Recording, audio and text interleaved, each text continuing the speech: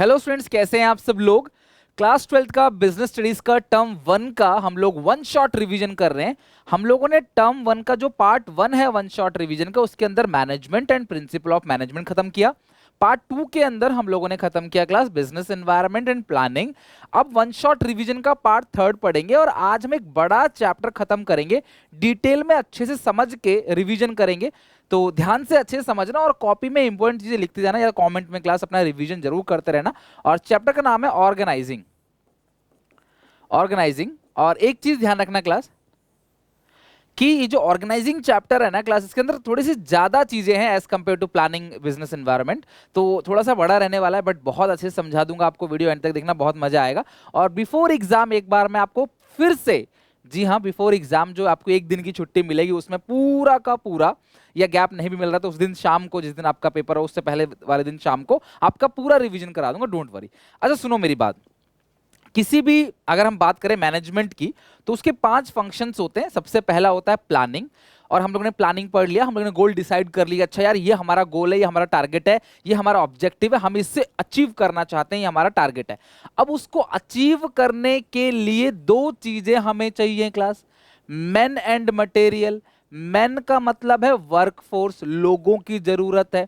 Material का मतलब है रिसोर्सेस, ठीक है, यानी कि आपका फिजिकल रिसोर्स। भैया मशीन भी चाहिए, रॉ मटेरियल भी चाहिए, लोग भी चाहिए, तो इन सारी चीजों का बंदोबस्त करना, अरेंज करना ही क्या कहते हैं क्लास, ऑर्गेनाइजिंग। यानी कि मैन और मटेरियल को अरेंज करना, रिसोर्सेस को जुटाना, क्योंकि भैया मैंने गोल बना लिया है कि मुझे 80-90% लाना है, तो मुझे 2 बुक एक्स्ट्रा खरीदनी पड़ेगी, मुझे 2 घंटा एक्स्ट्रा देना पड़ेगा, मुझे कुछ प्रैक्टिस सेट एक्स्ट्रा बनाने पड़ेंगे। मैं चाहता हूं कि मेरी सेल बहुत ज्यादा बढ़ जाए, तो भैया मुझे प्रोडक्शन बढ़ाना पड़ेगा, मुझे क्वालिटी पे वर्क करना पड़ेगा, मुझे अच्छे ह्यूमन रिसोर्स चाहिए होंगे। This is called class organizing. तो organizing refers to arranging, organizing, arranging everything in orderly form, तो making most efficient use of resources, ताकि रिसोर्सेज का हम सही से इस्तेमाल कर सकें। इसीलिए हमें सारी चीज को अरेंज करना ही ऑर्गेनाइजिंग कहलाता है।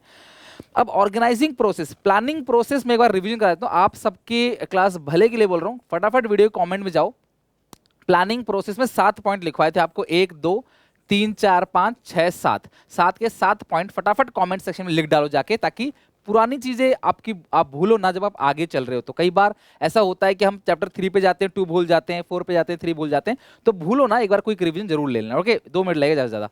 अब ऑर्गेनाइजिंग प्रोसेस की बात करें, सबसे पहले हम क्या करते हैं, identification and division of work. सबसे पहले टोटल वर्क जो है हमारा सारा का सारा, उसके छोटे छोटे टुकड़े कर देते हैं और एक इंडिविजुअल को एक ही काम देते हैं class, matching to his skills, matching to his qualification, matching to his expertise, matching to his knowledge, his interest, कि तुम्हें कैसा काम पसंद है, तुम किस में एक्सपर्ट हो, किस काम को तुम बेहतर कर सकते हो। तुम्हें सारा काम नहीं देंगे, उसके एक छोटा सा पोर्शन। लाइक अगर फर्नीचर बन रहा है तो लकड़ी काटने का काम आपका है, लकड़ी को पेंट करने का काम आपका है, फिनिशिंग करने का काम आपका है, सेल्स का काम आपका है, लकड़ी खरीदने का काम आपका है। आप बार बार अपना एक ही काम करते चले जाओगे तो क्या होगा, बार बार वही कर रहे हो, बार बार वही कर रहे हो, बार बार वही कर रहे हो, तो क्या होगा, आप उस काम में एक्सपर्ट बन जाओगे। और जब आप उस काम में एक्सपर्ट बन जाओगे, समय कम लोगे और खर्चा भी कम आएगा, रिसोर्सेज को वेस्टेज नहीं करोगे, because you are now expert, specialise हो गए अपने काम में। दूसरा है डिपार्टमेंटेशन, डिपार्टमेंटलाइजेशन, यानी कि अब हमने क्या किया, काम को बांट दिया, अब हम डिपार्टमेंट बनाएंगे। डिपार्टमेंट बनाने का मतलब क्या है कि एक जैसा काम करने वाले लोग एक डिपार्टमेंट में, इसको क्या बोलते हैं, फंक्शनल डिपार्टमेंटेशन।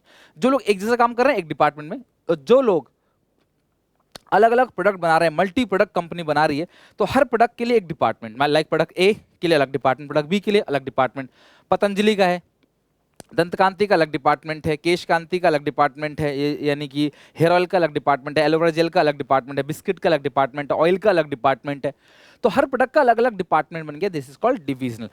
फंक्शनल में हम प्रोडक्ट के फंक्शन को देखते हैं और डिविजनल में हम प्रोडक्ट को देखते हैं। तीसरा है क्लास असाइनमेंट ऑफ ड्यूटीज। अब हम क्या करने वाले हैं, लोगों को ड्यूटी देंगे, रिस्पॉन्सिबिलिटी देंगे। और ध्यान रखना, जो रिस्पॉन्सिबिलिटी है वो आपके अथॉरिटी के बराबर होनी चाहिए। जितनी आप रिस्पॉन्सिबिलिटी दे रहे हो उतना आप पावर भी दो, ताकि वो डिसीजन को ले सके। अथॉरिटी मतलब पावर टू टेक डिसीजन। अब हम यहाँ पे उसे एक ड्यूटी देंगे, भाई देखो तुम्हारा ये काम है, हम वर्कर्स को ड्यूटी देंगे, देखो तुम्हारा ये काम है और हम ये सारा काम जो है वर्कर से हम लेने वाले हैं, तो ये वाला काम कौन वर्कर करेगा, ये वाला काम कौन वर्कर करेगा, है कि नहीं। This is called assignment of duty. और उनको एक पेपर देते हैं जिसको बोलते हैं जॉब डिस्क्रिप्शन, जॉब डिस्क्रिप्शन, जिसके अंदर पूरा ब्यौरा लिखा रहता है कि भी ड्यूटी में आपको क्या क्या करना है, क्या क्या रिस्पॉन्सिबिलिटी है और काम क्या क्या है। और लास्ट एस्टैब्लिशिंग रिपोर्टिंग रिलेशनशिप। देखो जब हम ड्यूटी देंगे तो भैया उस ड्यूटी को परफॉर्म करने के लिए पावर भी देंगे, और जब हम पावर देंगे वर्कर को, तो जिस वर्कर के पास ज्यादा पावर आ गई वो बन जाएगा सुपीरियर, और जिस वर्कर के पास कम पावर आ गई क्लास वो बन जाएगा सबऑर्डिनेट। और रिपोर्टिंग रिलेशनशिप का मतलब क्या है, जो सबऑर्डिनेट है वो सुपीरियर को रिपोर्ट करेगा काम करके, अपने ऊपर वाले को रिपोर्टिंग सर बोलते हैं ना, नीचे वाले रिपोर्टिंग सर, उस तरीके से। तो ये 4 पॉइंट है क्लास, आपने ये 7 पॉइंट डिस्क्रिप्शन बॉक्स में लिख लिया होगा, आपको याद भी हो गया होगा। और ये 4 पॉइंट फटाफट मुझे सुनाओ। सबसे पहले आइडेंटिफिकेशन एंड डिवीजन वर्क, कहानी की तरह याद करो, काम को तोड़ो और एक इंसान को एक ही काम दो, matching to skills, qualification, expertise, interest. Okay, दूसरा क्या है, डिपार्टमेंटेशन। काम अगर एक प्रोडक्शन करने वाले सारे लोग प्रोडक्शन डिपार्टमेंट में, सेल करने वाले सारे लोग सेल डिपार्टमेंट में, मार्केटिंग करने वाले सारे लोग मार्केटिंग डिपार्टमेंट में, फंक्शन के अकॉर्डिंग अगर हम काम को बांट रहे हैं, this is called functional. Product के अकॉर्डिंग काम को बांट रहे हैं, A product A department, B product B department, this is called divisional. फिर हम ड्यूटी देंगे और इस एस्टैब्लिशिंग रिपोर्टिंग रिलेशनशिप हो जाएगा। आई होप कि आप कमेंट सेक्शन में इन 5 पॉइंट को भी लर्न कर लोगे। वीडियो लंबी हो जाती है, हो जाने दो, लेकिन हमें सारा लर्न हो जाना चाहिए। तो कमेंट सेक्शन में मुझे बताओ क्लास कि आपको प्लानिंग प्रोसेस लिख के बताओ और ऑर्गेनाइजिंग प्रोसेस भी लिख के बताओ, ठीक है। अब आते हैं इंपोर्टेंस ऑफ ऑर्गेनाइज। इंपोर्टेंस का मतलब बेनिफिट। अगर हम ये चीजें करेंगे, हम काम को आइडेंटिफाई करेंगे, डिपार्टमेंट बनाएंगे, एक जैसा काम एक इंसान को देंगे, ड्यूटी रिस्पॉन्सिबिलिटी साथ साथ देंगे, और क्लास आप कौन किसको, जिसके पास ज़्यादा पावर चली गई वो बन गया सुपीरियर, जिसके पास कम पावर चली गई वो सबऑर्डिनेट। तो इससे फायदा क्या होगा, सबसे पहला फायदा बेनिफिट इन स्पेशलाइजेशन। अगर आप काम जो है वो बांट के उसकी स्किल्स उसकी क्वालिफिकेशन के अकॉर्डिंग दे रहे हो तो इसे बोलते हैं क्लास स्पेशलाइजेशन। रोल क्लैरिटी, हर एक इंसान को पता है कि आपने उससे क्या काम दिया है, जॉब डिस्क्रिप्शन में डिटेल में लिखा रहता है भैया उसका काम क्या है। सो ही और she know very well class उसकी रिस्पॉन्सिबिलिटी क्या है, उसकी ड्यूटी क्या है, तो रोल क्लैरिटी रहती है, कोई ओवरलैपिंग नहीं होता है, जिसकी वजह से ऑप्टिमम यूटिलाइजेशन ऑफ रिसोर्सेज आप किसी भी चैप्टर के किसी भी टॉपिक के इंपोर्टेंस के अंदर लिख सकते हो क्लास की रिसोर्सेज का ऑप्टिमम यूटिलाइजेशन होता है, रिसोर्सेज बिल्कुल वेस्ट नहीं किया जाता, ताकि जितने रिसोर्सेज चाहिए, आपको ट्रेनिंग दी जा रही है, क्यों, आप एक्सपर्ट हो गए तो रिसोर्स का वेस्ट ऑब्वियस नहीं करोगे, आप स्पेशलाइज हो गए। देखो हर एक फंक्शन भले ही अलग अलग है, लेकिन हर एक फंक्शन को मिलजुल के काम करना ऑर्गेनाइजेशन के गोल के लिए, चाहे वो सेल डिपार्टमेंट हो, मार्केटिंग हो, एचआर हो, इन सब के बीच एक तालमेल बनाता है ऑर्गेनाइजिंग फंक्शन, और जिससे ग्रोथ होता है और एक्सपेंशन होता है। सीधी सी बात है यार, रिसोर्स को वेस्ट नहीं करोगे, स्किल्स देख के आप काम दोगे, ड्यूटी रिस्पॉन्सिबिलिटी आप मैच करके दोगे, इसके अलावा डिपार्टमेंट बनाओगे, तो यार इन सब चीज़ों से जाहिर सी बात है बिजनेस क्या होगा, ग्रोथ होगा। 4 डिपार्टमेंट थे, एक 5 डिपार्टमेंट बन जाएगा, 5 डिपार्टमेंट थे, 5 प्रोडक्ट के, नया प्रोडक्ट और बनाएंगे 6 डिपार्टमेंट हो जाएगा, एक और नया प्रोडक्ट बनाएंगे 7 डिपार्टमेंट हो जाएगा। तो इससे क्या होगा, आपके बिजनेस का एक्सपेंशन और ग्रोथ जो अच्छे से होगा। क्या पतंजलि शुरू में इतने सारे प्रोडक्ट बना रही थी, क्या हिंदुस्तान यूनिलीवर, सैमसंग, एप्पल हो, क्या ये इतने सारे प्रोडक्ट बना रही थी शुरू में? नहीं। मारुति, क्या शुरू में इतने सारे वेरिएंट थे गाड़ी के, अब देखो कितने वेरिएंट है गाड़ी के, कि मारुति का ये है, मारुति का वो है, मारुति का वो है। नहीं, शुरू में 1 था, 2 था, धीरे धीरे क्या हो, बिजनेस एक्सपैंड हुआ और ग्रोथ हुआ। तो ये हो इंपोर्टेंस। छोटी सी एक बात ध्यान रखना क्लास, कई बार पूछ लिया जाता है 1 मार्क में, और अच्छा भी है, कि स्पैन ऑफ मैनेजमेंट किसे कहते हैं। बेटा सुनो, अब वर्कर होते हैं ज्यादा और मैनेजर होते हैं कम, उसी तरीके से स्टूडेंट होते हैं बहुत सारे क्लास में, टीचर होते हैं एक, मतलब कि 30 स्टूडेंट्स पे या 20 स्टूडेंट्स पे एक टीचर होता है, ठीक है। अब अगर टीचर एक ही हो, स्टूडेंट 100 हो जाए, 200 हो जाए, तो मैनेज करना थोड़ा मुश्किल हो जाएगा, या स्टूडेंट 4-5 हो तो भी स्कूल वालों को घाटा है कि एक सैलरी टीचर की देनी है और 4-5 बच्चे कुल हैं। तो मैनेजर्स भी डिसाइड करते हैं कंपनी के टॉप लेवल की, कि एक मैनेजर के अंडर में कितने सबऑर्डिनेट काम करेंगे। सुपीरियर मतलब ऊपर का लेवल का बंदा, सबऑर्डिनेट मतलब नीचे लेवल का बंदा। तो एक सुपीरियर के अंडर में कितने सबऑर्डिनेट काम करेंगे, this is called span of management. यानी कि एक मैनेजर अच्छे से, सही तरीके से कितने वर्कर्स को अच्छे से मैनेज कर सकता है। नैरो स्पैन, ये थोड़ा सा याद रखना प्लीज, आप हो सके तो लिख के कमेंट में लिख लो, आपको याद हो जाएगा। Narrow span of management result tall structure. देखो नैरो मतलब पतला, और पतला मतलब एक तरीके से टॉल, पतला होगा। देखो आपने कुछ बच्चे थोड़े पतले होते हैं तो थोड़े लंबे लगते हैं देखने में ना, तो आप ऐसे याद करना कि पतला है लंबा है। क्लास के किसी बच्चे का एग्जाम्पल ले लो, भाई तू नैरो है और स्पैन है, ठीक है, तो नैरो है और क्लास टॉल है, तो नैरो स्पैन ऑफ मैनेजमेंट मतलब क्या है, टॉल स्ट्रक्चर, और where wide span of management called flat structure. तो अगर नैरो टॉल है तो वाइड क्या होगा, फ्लैट स्ट्रक्चर होगा। तो ये आप ध्यान रखना क्लास, इसका मतलब ये है कि अगर आप एक मैनेजर कम बच्चों को अपने अंडर रख रहा है, कम सबऑर्डिनेट को अपने अंडर रख रहा है, तो लंबा बन जाएगा, स्ट्रक्चर टॉल बन जाएगा। लेकिन अगर बहुत सारे लोगों को एक मैनेजर रख रहा है तो फ्लैट स्ट्रक्चर बनेगा। बस इतना ही है इसका सेंस, और कुछ नहीं। अब हम इस चैप्टर में जो सबसे ज्यादा जरूरी चीज पढ़ेंगे क्लास, वो है फंक्शनल और डिविजनल स्ट्रक्चर। देखो मैंने आपको बता ही दिया कि फंक्शनल, सबसे पहले हम समझते हैं कि ऑर्गेनाइजेशनल स्ट्रक्चर कहते किसको है।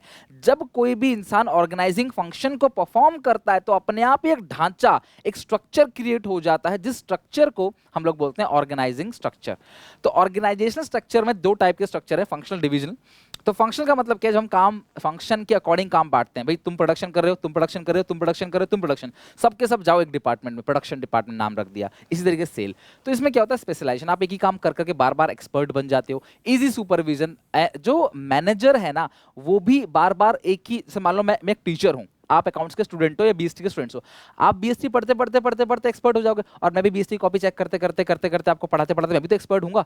तो इसीलिए सुपरविजन भी आसान हो जाता है। जो ओनर है, जो मैनेजर है, उसके लिए सबके ऊपर ध्यान रखना, निगरानी रखना, इट्स क्वाइट इजी, तालमेल बना रहता है, बिकॉज आप फंक्शन के अकॉर्डिंग बांट रहे हो, सबका फंक्शन अलग अलग है बट सब एक ही डायरेक्शन में काम कर रहे हैं। It helps in managerial efficiency, यानी जो मैनेजर की एफिशिएंसी है उसको बढ़ाने में भी मदद करेगा। मैनेजर भी रिसोर्सेज को कम वेस्ट करेगा और क्लास कम से कम समय में काम को मैनेजर भी पूरा करके देगा। ट्रेनिंग देने में आसानी होती है, क्यों बताओ क्यों?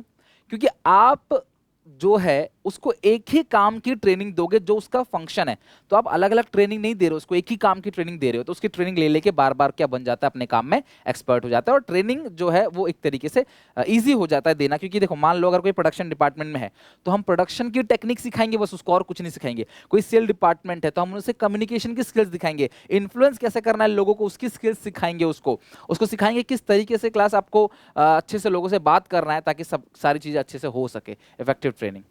डिसएडवांटेजेस, फंक्शनल स्ट्रक्चर के कुछ डिसएडवांटेज भी है, कुछ डीमेरिट भी है। वो क्या क्या डीमेरिट है? सबसे पहला, the department become specialisation in their own way, they fail to see the prospect of whole organisation. देखो अब एक डिपार्टमेंट सोचता है कि यार मैं अच्छे से काम करूंगा तो गोल अचीव होगा, नहीं। स्कूल में 5-6 टीचर होते हैं, एक टीचर अच्छे से काम करे तो स्कूल का बच्चा जो है वो टॉप नहीं कर सकता, सारे सब्जेक्ट में अच्छे नंबर लाने पड़ेंगे, सारे टीचर को मेहनत करनी पड़ेगी। इसीलिए क्लास आपने ध्यान रखना है कि जो डिपार्टमेंट होता है ना क्लास, वो अपने काम में एक्सपर्ट हो जाता है, वो भूल जाता है कि यार ऑर्गेनाइजेशन से क्या लेना देना, बस मैं अपना काम अच्छे से करूं। इस तरीके से पूरे ऑर्गेनाइजेशन का जो भला है वो नहीं हो पाता कई बार। When department becomes too large, देखो मैंने क्या कहा था कि कोऑर्डिनेशन होता है इसके अंदर, हर डिपार्टमेंट एक दूसरे से कोऑर्डिनेट करते हैं, लेकिन जब डिपार्टमेंट बहुत बड़ा हो जाता है ना क्लास, जहां डिपार्टमेंट के अंदर बहुत सारे लोग हैं, तो सब लोग एक दूसरे से बात नहीं कर पाते। अगर आपकी क्लास में कम बच्चे होंगे तो शायद आप एक दूसरे से कांटेक्ट कर पाते हो, डेली बेसिस पे हाय हेलो हो जाती होगी। लेकिन अगर आपकी क्लास में 200 बच्चे हैं, 100 बच्चे हैं, 50 बच्चे, शायद कई बार ऐसा होता होगा कि किसी किसी बच्चे से आपकी महीनों महीने भर तक बात नहीं हो पाती, कोऑर्डिनेशन नहीं हो पाता। The department head start thinking, देखो डिपार्टमेंट के लोग अपने बारे में सोचते हैं, तो जो डिपार्टमेंट का हेड है ना start thinking about their department, this leads to conflicts among various department. तो कई बार क्या होता है, डिपार्टमेंट के जो हेड्स होते हैं उनके बीच में लड़ाई झगड़ा हो जाता है, बस वो अपने बारे में सोचते हैं, भाई हमारा गोल अच्छे से हो गया, खत्म बात, भाई हमने प्रोडक्शन कर दिया, सेल वाला चाहे सेल करे चाहे ना करे, उससे हमें लेना देना नहीं है। तो यार ये एक डीमेरिट हो सकता है। बाकी सबसे बड़ा डीमेरिट तो क्लास डी पॉइंट है कि अगर मान लो आप अपना गोल अचीव नहीं कर पाए, when organization goal is not achieved, it becomes very difficult to make any departments accountable for this. अगर गोल अचीव नहीं हुआ, सेल नहीं हुआ, टारगेट हमारा पूरा नहीं हुआ, किसको जिम्मेदार ठहराओगे आप, अकाउंटेबल किसको ठहराओगे? सेल्स वालों से बोलोगे, सेल वाला बोलेगा मार्केटिंग ने मार्केटिंग अच्छे से नहीं किया, मार्केटिंग बोलेगा फाइनेंस ने अच्छे से नहीं किया, मैं भी बोल दे कि सेल वाला बोलते प्रोडक्शन ने प्रोडक्शन अच्छे से नहीं किया, प्रोडक्शन वाला बोलेगा कि परचेज ने परचेज अच्छे से नहीं किया था, रॉ मटेरियल हम प्रोडक्शन अच्छे से कैसे करें, ह्यूमन रिसोर्स हमारे पास अच्छे नहीं थे। तो 10 बहाने सब दूसरों पर बात टालते चले जाएंगे। ये एक थोड़ी समस्या है कि फंक्शनल में आप किसी एक डिपार्टमेंट को जिम्मेदार नहीं ठहरा सकते, क्योंकि हर एक डिपार्टमेंट एक दूसरे से जुड़ा हुआ है, इंटर रिलेटेड है। और last in function structure, employees gets training for one function only, क्योंकि आप उसे एक ही काम की ट्रेनिंग देते हो, फैसिलिटेट्स इन ट्रेनिंग पढ़ा था एडवांटेज में, और यही डिसएडवांटेज भी है। क्यों? आप एक ही काम की ट्रेनिंग दे रहे हो, कल को अगर आपको जरूरत पड़ा उसे ट्रांसफर करने का, उसको शिफ्ट करने का, उसे किसी और ये काम करवाने का जहां वर्कर की जरूरत है, आप उसे नहीं करा सकते क्योंकि आपने उसे एक ही काम में एक्सपर्ट बनाया है। अब आते हैं class division structure. I hope class आप इसको अच्छे से रिवीजन कर पा रहे हो और दिमाग में चीजें बैठ रही हैं, ठीक है। डिवीजन स्ट्रक्चर, अब अगर हम प्रोडक्ट के अकॉर्डिंग डिपार्टमेंट बनाते हैं, वन प्रोडक्ट वन डिपार्टमेंट, अच्छा डिवीजन स्ट्रक्चर सुइटेबल सुइटेबल किसके लिए है? जो मल्टी प्रोडक्ट बनाती है, जो एक कंपनी एक से ज्यादा प्रोडक्ट बनाती है, उनके लिए डिवीजन स्ट्रक्चर सुइटेबल है। और फंक्शनल के लिए, जहां पे आप हाई लेवल ऑफ स्पेशलाइजेशन चाहते हो, जहां पे हाई लेवल ऑफ स्पेशलाइजेशन चाहते हो, वहां पे आपको फंक्शनल स्ट्रक्चर को फॉलो करना चाहिए। बट अगर प्रोडक्ट ज्यादा है तो डिवीजन। सबसे पहले बात, वहां पे किसी एक फंक्शन में आप एक्सपर्ट बन जाते हो, यहाँ पे आप उस प्रोडक्ट के एक्सपर्ट बन जाते हो जिस प्रोडक्ट के लिए आप काम कर रहे हो। पहली बात, fast decision making. Decision making आपकी बहुत फास्ट हो जाती है। क्यों? क्योंकि आपके प्रोडक्ट के सारे डिसीजन आपके पास है, किसी से नहीं पूछना है आपको। डिसीजन मेकिंग फास्ट है, ये उसका डीमेरिट भी हो सकता है। अकाउंटेबिलिटी, अगर मान लो पतंजलि के किसी एलोवेरा जेल का सेल नहीं हो रहा है तो भैया वही डिपार्टमेंट जिम्मेदार है, वो किसी और की गलती नहीं बताएगा, बस वो खुद ही जिम्मेदार है। भैया आपका प्रोडक्ट नहीं बिक रहा तो यार आप ही तो जिम्मेदार हो। फ्लेक्सिबिलिटी, अगर आपके अंदर ही मान लो वर्कर है तो वो वर्कर अलग अलग काम कर सकते हैं। पतंजलि का एक प्रोडक्ट है, उसके अंदर प्रोडक्शन भी हो रहा है, उसी डिपार्टमेंट में सेल भी हो रहा है, तो ये लोग एक दूसरे का काम कर सकते हैं क्योंकि वो एक डिपार्टमेंट के अंदर है और उनका डिपार्टमेंट एक प्रोडक्ट बनाता है, तो वो उसके अंदर काम कर सकते हैं। एक्सपेंशन एंड ग्रोथ, आपका बिजनेस बहुत इजीली एक्सपैंड हो सकता है। लाइक अगर मैं प्रोडक्शन कर रहा हूं तो प्रोडक्शन, अगर मैं फंक्शनल की बात करूं तो production department, sale department, marketing department, HR और परचेज डिपार्टमेंट सब अलग अलग है ना। लेकिन इसके अंदर क्या है, प्रोडक्ट ए का अलग डिपार्टमेंट है डिविजनल में, प्रोडक्ट बी का अलग है, प्रोडक्ट सी का अलग है। तो अगर आप कोई नया प्रोडक्ट ऐड करोगे तो प्रोडक्ट डी हो जाएगा अलग से। इन डिपार्टमेंट में, पुराने डिपार्टमेंट में कोई छेड़खानी थोड़ी होगी, नया प्रोडक्ट नया डिपार्टमेंट बन जाएगा। लेकिन इसके अंदर क्या हो जाएगा बेटा, इसके अंदर सारी चीजों में कहीं ना कहीं क्लास अफेक्ट होने लग जाएगा, सारी चीजें कहीं ना कहीं कम ज्यादा होने लग जाएंगी। इसको बोलते हैं divisional structure. I hope class functional structure और डिविजन स्ट्रक्चर के मेरिट डिमेरिट्स आप अच्छे समझ लोगे। अच्छा, अगर डिविजन स्ट्रक्चर के डिमेरिट्स की बात करें, मेरिट तो मैंने बता दिया, आप आसानी से किसी को जिम्मेदारी ठहरा सकते हो। लेकिन घाटा क्या है क्लास, हर डिपार्टमेंट अपने प्रोडक्ट पे फोकस करेगा। तो भैया टाटा के इतने सारे प्रोडक्ट हैं, अगर एक ही प्रोडक्ट सेल अच्छे से हो रहा है बाकी नहीं हो रहा तो ऑर्गेनाइजेशन का पूरा गोल कभी भी अचीव नहीं हो पाएगा। Conflicts between allocation of resources, जब टाटा मोटर्स को पैसा बांटा जाएगा, टाटा तनिष्क को पैसा बांटा जाएगा, टाटा वोल्टास को पैसा, टाटा विस्तारा एयरलाइंस, टाटा स्काई, तो जब इन सब के ऊपर पैसा बांटा जाएगा, टाटा टी, टाटा सॉल्ट के ऊपर, तो कई बार लड़ाई हो जाती है कि यार हमें पैसा कम दिया। टाटा सॉल्ट बोलेगा यार टाटा टी को ज्यादा पैसे दे दिए डेवलपमेंट के लिए, हमें पैसा कम दिया है। तो इस तरीके से क्लास कई बार क्या होता है, जो डिपार्टमेंट के हेड्स होते हैं उनके बीच कॉन्फ्लिक्ट्स यानी लड़ाई झगड़े हो जाते हैं। और डिविजन स्ट्रक्चर में आपको पैसा ज्यादा चाहिए क्योंकि बड़ा स्ट्रक्चर है, तो जो कंपनी मल्टी प्रोडक्ट बनाती है, एक से ज्यादा प्रोडक्ट बनाती है, उन कंपनी के लिए सुइटेबल रहता है और इसके लिए क्लास पैसा काफी ज्यादा चाहिए होता है। ओके, अब हम एक टॉपिक पे क्लास बात करेंगे, डेलीगेशन और डिसेंट्रलाइजेशन। आपका जितना भी मैं करा रहा हूँ क्लास, प्लीज उसको अच्छे से लर्न करना। बीएससी में छुट्टी नहीं है, मैं बार बार बोल रहा हूँ क्लास, बार बार हिला रहा हूँ, जगा रहा हूँ आपको, क्योंकि आपको बहुत अच्छे से पता है छुट्टियां नहीं है। तो आज कसम खा लो कि कल की क्लास, देखो मैं डेली कंटिन्यू काम कर रहा हूँ, कल की क्लास भी आएगी शाम को 7 बजे और खत्म करेंगे मार्केटिंग के साथ पूरा बीएसटी। तो आप देखो कि कल शाम आने से पहले आपका पूरा अच्छे से A to Z फिनिश हो जाना चाहिए, ठीक है। डेलीगेशन और डिसेंट्रलाइजेशन क्या होता है, मैं डीपली आपको समझाता हूं क्लास, थोड़ा सा आप कोशिश करना समझने का क्या चीज है, ठीक है। सुनो, ये ओनर है, ये ओनर है, अब इससे कोई टेंडर मिल गया, इन्होंने टेंडर के लिए अप्लाई किया था, पास हो गया, इनको टेंडर मिल गया कि ठीक है भैया आपको 2000 चीजें बनानी है, गाड़ी के 2000 इंजन बनाने हैं आपको, या मदरबोर्ड बनाने हैं 2000, कुछ भी बोल दिया इनको, ठीक है। इसने बोला ठीक है। तो भैया ये सारा का सारा काम अकेले तो नहीं कर पाएगा, इसने बुलाया अपने जनरल मैनेजर को, बोला भाई देखो यार, हमें एक साल में 2000 मदरबोर्ड बनाने का कॉन्ट्रैक्ट मिला है, ठीक है, तुम कैसे करो भैया एक साल के अंदर मुझे काम पूरा करके दो। तो जीएम कहता भैया इतना सारा काम मैं कैसे करूंगा, तो ये कहते हैं कोई बात नहीं, जितने वर्कर हायर करना हो करो, जितनी सैलरी बांटना है बांटो, 24 घंटे 7 दिन काम कराओ, लेकिन काम पूरा करके दो, तुम्हारे ऊपर है, तुम जितना खर्चा बजट बनाना चाहते हो बना लो। तो बेटा इसको कहते हैं रिस्पॉन्सिबिलिटी, इसे कहते हैं अथॉरिटी। तो यानी कि ओनर ने जो नीचे लेवल पे अथॉरिटी को दिया है, this is called delegation of authority. क्योंकि ध्यान से मेरी बात सुनना, मैं जो इसमें बताने वाला हूं केस स्टडी से बाहर नहीं जाएगा वो, ठीक है।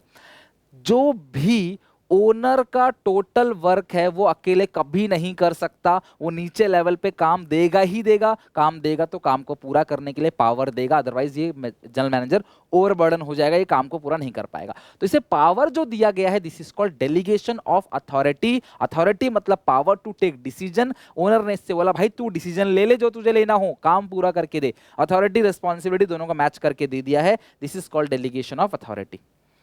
और इसमें हमेशा अथॉरिटी जो है वो 2 लोगों के बीच शेयर होगी। ओनर जो अथॉरिटी शेयर करेगा वो जीएम के साथ, दिस इज कॉल्ड डेलीगेशन। जहां पे 2 लोग इन्वॉल्व होते हैं, 2 लोगों के बीच अथॉरिटी शेयर होती है।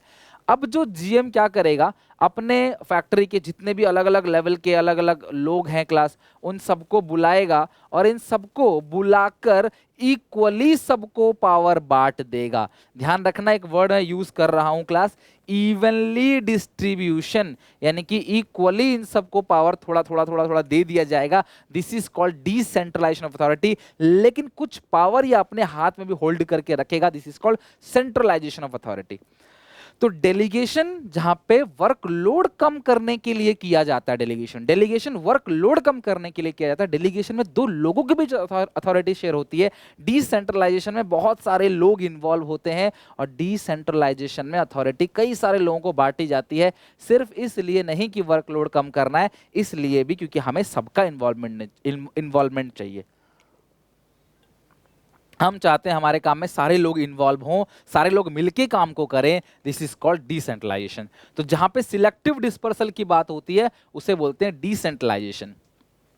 Authority, power to take decision, responsibility, जिम्मेदारी, अकाउंटेबिलिटी का मतलब होता है answerable for non accomplishment task. भैया हम ऊपर से नीचे लेवल पे रिस्पॉन्सिबिलिटी दे सकते हैं, लेकिन अकाउंटेबिलिटी को हम डेलीगेट नहीं कर सकते। एग्जाम्पल, ए को काम मिला बॉस से, ए ने नीचे लेवल पे दे दिया बी को, अब बी ने काम करके जो है वो नहीं दिया ए को, तो ए अपने बॉस से ऐसा नहीं कह सकता, अरे भाई मैं क्या करूं, मैंने तो नीचे लेवल पे दिया था, उसने ही नहीं करा काम तो मैं क्या करूं, इस तरीके से नहीं कह सकता। अकाउंटेबिलिटी, आंसर अभी भी ए को ही देना पड़ेगा। A is answerable for non accomplishment of task, यानी कि अगर टास्क पूरा नहीं हुआ, काम पूरा नहीं हुआ, तो ए को जवाब देना पड़ेगा काम पूरा क्यों नहीं हुआ। उसने भले ही नीचे दिया है, उसने भले और नीचे दिया है, लेकिन फिर भी आंसर ए को ही देना है। तो अकाउंटेबिलिटी कभी भी डेलीगेट नहीं होती है क्लास, ठीक है। तो ये सारी चीजें नीचे डेलीगेट हो सकती है, बट अकाउंटेबिलिटी जवाबदेही आप ही की होगी। अगर मुझे आप किसी ने काम दिया और मैंने नीचे लेवल पे काम दिया किसी को, और उसने किसी को काम दिया और उसने काम नहीं करा, तो ये आके मेरे से नहीं बोलेगा सर मैं क्या करूं, मैं तो नीचे काम दे दिया था, आपने मुझे दिया, मैंने उसे दिया, उसने काम करके नहीं दिया, उससे पूछो, कभी नहीं कह सकता। अकाउंटेबिलिटी नेवर डेलीगेट, अकाउंटेबिलिटी कभी डेलीगेट नहीं होता, अकाउंटेबिलिटी हमेशा ओनर की रहती ही रहती है।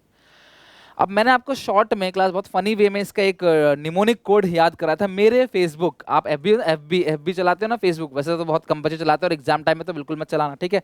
फेसबुक अब तो नाम बदल गया ना फेसबुक का, सबको पता होगा। ये जो करंट अफेयर है ना, ये सबको पता होगा सर फेसबुक का नाम बदल गया है, और इसका नाम बदल गया है, क्या हो गया आपको बेहतर पता है, लेकिन अभी कुछ और पूछ ले जाए तो वो पता नहीं रहता। यहाँ इतने ज़्यादा घुसे रहते हो आप, चलो कोई बात नहीं, ये भी अच्छी बात है, पता होना चाहिए, ठीक है। मेरे FB, समझ रहे हो, मेरे FB बड़ा वैसा ही है, बहुत ज़्यादा दिमाग लगाया नहीं, सिंपल देख लिया मैंने, मेरे MERE और FB, मेरे FB यानी फेसबुक, मेरा फेसबुक अकाउंट है इस तरीके से, मेरे FB, ठीक है। तो ये क्या हो गया, निमोनिक हो गया। इंपोर्टेंस ऑफ डेलीगेशन लिखो चाहे इंपोर्टेंस ऑफ डिसेंट्रलाइजेशन, दोनों सेम है, बिकॉज डेलीगेशन में भी अथॉरिटी बांट रहे हैं, डिसेंट्रलाइजेशन में भी। हालांकि डेलीगेशन जो है उसमें दो लोगों के बीच बढ़ता है, डिसेंट्रलाइजेशन में बहुत सारे लोगों के बीच बढ़ता है। डेलीगेशन पहले होता है, फिर डिसेंट्रलाइजेशन होता है, ठीक है। सबसे पहला क्या है, मोटिवेशन ऑफ एम्प्लॉय। भाई सीधी सी बात है, मैनेजर अपना काम वर्कर से करा रहा है तो यार मोटिवेशन मिलेगा वर्कर को, यार मैं कुछ तो हूँ, किसी लायक तो हूं ना कि यार मैनेजर मुझसे अपना काम करा रहा है। कई बार आपके स्कूल के टीचर किसी बच्चे को एक्स्ट्रा थोड़ा ट्रीट करते, यार बेटा तू कॉपी चेक कर दे, तू टोटलिंग कर दे, तू ये कर दे वो कर दे, तो हमको अच्छा लगता है यार मैडम ने हमसे बोला, यार सर ने हमसे बोला, मतलब हम कुछ हैं यार तभी तो हमसे बोला। तो एक मोटिवेशन रहता है वर्कर्स को भी जब काम कराया जाता है। एम्प्लॉय डेवलपमेंट, अभी अब अगर हम बार बार, मैनेजर हमें काम दे रहा है और अब हम बार बार उस काम को करेंगे तो हम काम करते करते क्या हो जाएंगे क्लास, एक्सपर्ट हो जाएंगे, डेवलप हो जाएंगे। जैसे कभी कभी आपके पापा आपसे बोलते हो कि बेटा तू चला ले बाइक, आज तू गाड़ी चला ले, बचपन में तू साइकिल चला ले, तो आपके पापा को आपको बार बार काम दे रहे हैं तो धीरे धीरे क्या कर रहे हो आप, सीख जाते हो ना। उसी तरीके से एम्प्लॉय बार बार काम करते करते उनका डेवलपमेंट हो जाता है और मैनेजर का जो लोड है वो भी कम हो जाता है, क्योंकि मैनेजर अपनी छोटी मोटी चीजें वर्कर को देता है करने के लिए, तुम ये कर दो, तुम ये कर दो, तुम ये कर दो, लोड कम हो गया, उसका वर्कलोड कम हो गया, और मैनेजमेंट भी टाइम पे काम पूरा करके दे पाता है। क्यों? क्योंकि जब मैनेजर बार बार छोटे मोटे काम नीचे लेवल पे दे देगा तो he will concentrate on important matters. तो जो इंपॉर्टेंट मैटर है, जहां पे बहुत ज्यादा दिमाग लगना है, जो स्पेशल काम हर कोई नहीं कर सकता, मैनेजर अकेला करेगा, उस काम को करने के लिए टाइम ज्यादा बचता है, जिसकी वजह से क्लास उसको भी इफेक्टिव बन जाता है, काम को टाइम पे पूरा कर देता है। अगला है फैसिलिटेट ऑर्गेनाइजेशन ग्रोथ। भाई वर्कर भी ग्रोथ कर रहा है, एम्प्लॉय का डेवलपमेंट हो रहा है, मैनेजर भी इफेक्टिव हो रहा है, तो ऑर्गेनाइजेशन ग्रोथ नहीं करेगा। ऑर्गेनाइजेशन के अंदर होते कौन है, एम्प्लॉय और मैनेजर के अलावा एम्प्लॉय और एम्प्लॉयर होते हैं। एम्प्लॉय का भला हो रहा है काम से, ऑर्गेनाइजेशन का भी फ्री टाइम मिल रहा है, दोनों तरक्की कर रहे हैं। Facilitate organisation growth. और लास्ट है बेटर कोऑर्डिनेशन। भाई सीधी सी बात है, वर्कर से बिना मैनेजर बात करे तो पावर देगा नहीं, बात करे तो रिस्पॉन्सिबिलिटी देगा नहीं, दोनों आपस में कम्युनिकेट करते हैं, जिसकी वजह से जो ग्रोथ है वो ऑर्गेनाइजेशन का होता है और बेटर कोऑर्डिनेशन जो है वो कहीं ना कहीं बन जाता है। तो आपने एक बात और ध्यान रखनी है क्लास की, जो डेलीगेशन है उसमें दो लोगों के बीच अथॉरिटी शेयर होती है, डिसेंट्रलाइजेशन में कई सारे लोग होते हैं। Delegation is necessary, dash is necessary and dash is not. पहला कौन है, पहले कौन आता है, डेलीगेशन, वो नेसेसरी है। डिसेंट्रलाइजेशन नेसेसरी नहीं है। क्यों भाई, मान लो मुझे किसी बॉस ने काम दिया, भाई मेरे नीचे लेवल है ही नहीं, छोटा सा बिजनेस है, अपना नीचे लेवल पे कोई है ही नहीं, तो सारा काम हम अकेले ही करेंगे, या मेरे नीचे लेवल पे सिर्फ एक ही है तो मैं उसे भी डेलीगेट करूंगा, उसे डिसेंट्रलाइजेशन नहीं बोलेंगे। दो लोगों के बीच क्या होता है, डेलीगेशन। तो जब बहुत सारे लोग नहीं होते, छोटी कंपनी होती है, तो वहां सिर्फ डेलीगेशन होता है, वहां पे डिसेंट्रलाइजेशन नहीं होता। So delegation is necessary but decentralisation is not necessary. तो आई होप क्लास कि आज इस वन शॉट सीरीज के अंदर मैंने आपको पूरा का पूरा ऑर्गेनाइजिंग अच्छे से करा दिया, वाइड नैरो स्पैन वगैरह ध्यान रखना क्लास, और सारे पॉइंट्स को अच्छे से लर्न कर लेना क्लास। इसके जितने भी एमसीक्यूज हैं डिस्क्रिप्शन बॉक्स में प्लेलिस्ट है, जाके देखो। इसके जितने भी क्लास एमसीक्यू हैं सारे के सारे बना लो। बताना कमेंट में कैसा लगा आज का ये प्यारा सेशन, और अच्छा लगेगा तो अपने दोस्तों को शेयर जरूर करना क्लास, वीडियो को लाइक करें क्लास, कमेंट करना। टेक केयर, बाय बाय, मिलते हैं अगली क्लास में। लेकिन प्रॉमिस करो अगली क्लास में आने से पहले पुराना सारा पार्ट 1, पार्ट 2, पार्ट 3 अच्छे से देख के याद करके आना। जिन्होंने नहीं देखा तो प्लेलिस्ट है, आप वहां से जाकर देख लो क्लास, डिस्क्रिप्शन बॉक्स में मिल जाएगा आपको, और अच्छे से खत्म करो। टेक केयर, बाय बाय, मिलते हैं नेक्स्ट वीडियो में।